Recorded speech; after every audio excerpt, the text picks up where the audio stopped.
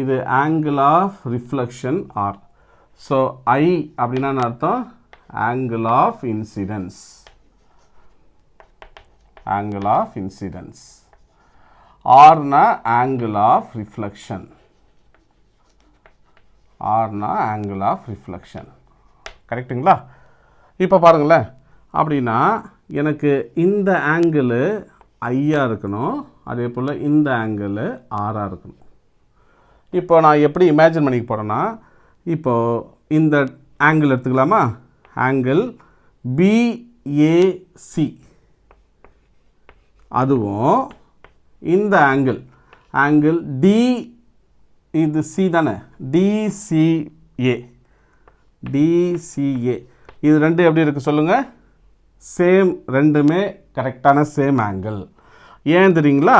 இந்த சர்ஃபேஸ் என்னவா இருக்குது பாருங்கள்.